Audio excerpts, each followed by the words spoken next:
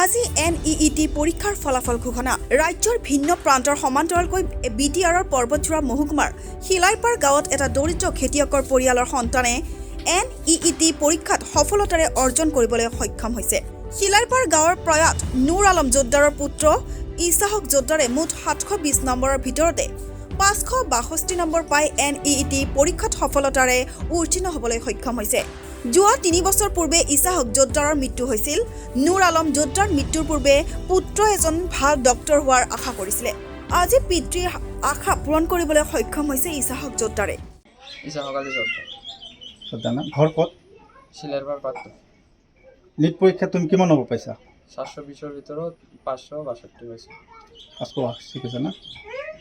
তো তুমি কোচিং কৰিছিলা নেকি?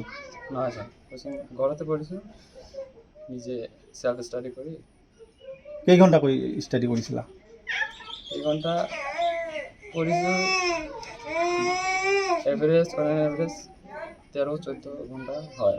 24 ঘণ্টাৰ ভিতৰত 13-14 ঘণ্টা হয়। আৰু বাকী সময় কি কৰিছা? বাকী সময় এনেই যায়, ঘুম, ভাত খাওয়া দাওয়া। খেল ধেমালি কৰিছে নেকি?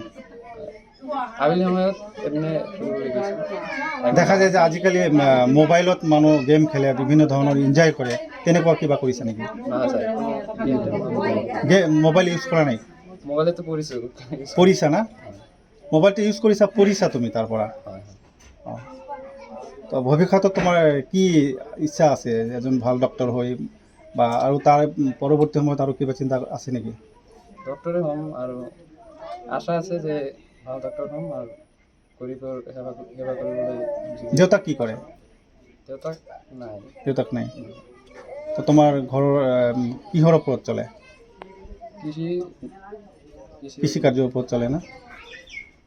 কেই ভাই তোমালোকে? 3 ভাই আৰু 2 ভনী। 2 ভনী না? আৰু হ'ব। জোদ্দাৰ যে আজি নিট পৰীক্ষাত সাফল্য লাভ কৰিছে, পাছ কৰিছে, কি হয় আপোনাৰ? সৰু ভাই। সৰু ভাই না? কেনে পৰিৱেশত পঢ়া শুনা কৰিছিল? কষ্ট আছে, পঢ়া শুনা কৰিছে, মানে পইচাৰ অভাৱত কোচিং কৰিব নোৱাৰে অৱস্থা।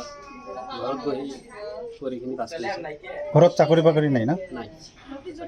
অঁ, তো কোচিং পঢ়িছিল নেকি? কোচিং কৰা নাই, আমি অনলাইন কৰিছে আৰু ঘৰতেই কৰিছে। হয়তো কৈছে। কেনে অনুভৱ কৰিছে আপুনি এতিয়া? এতিয়া মোৰ অনুভৱ মানে মই ভাবিছোঁ যে মই কৈ চকী মানুহ আৰু ইয়াত আছে বুলি মই ভবা নাই। আপোনাৰ দেউতাক নাই না? নাই। দেউতাক থকা হ'লে হয়তো আজি বহুত আনন্দ পালে হয়। ঠিক আছে। কালি জোদ্দা আজি নিট পৰীক্ষাত পাছ কৰিছে, আপুনি কেনে অনুভৱ কৰি আছে এই মুহূৰ্তত, কি ক'ব? ডাক্তারি পড়াবেন যে আশা করছি, যদি গরিব মানুষ আমরা সরকারি যদি সহায় মহায় থাকে তাহলে আমরা ডাক্তারি পড়াবার আশা করছি। গরিবের সহায় করব ডাক্তারি করব, গরিবের সহায় জানি করা হারে।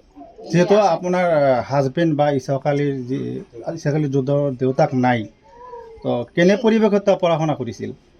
সে কষ্ট করে পড়াশোনা করাইছি, হাল কিষণের কাম করে খাই, ধান বেচাই, ওই পয়সা করে দিয়ে সব পড়াশোনা করাইছি। কোচিং করা নাই না? কোচিং করা নাই, ঘৰত কৰিছে। কৰিছে। ঠিক আছে। News desk report, news report today.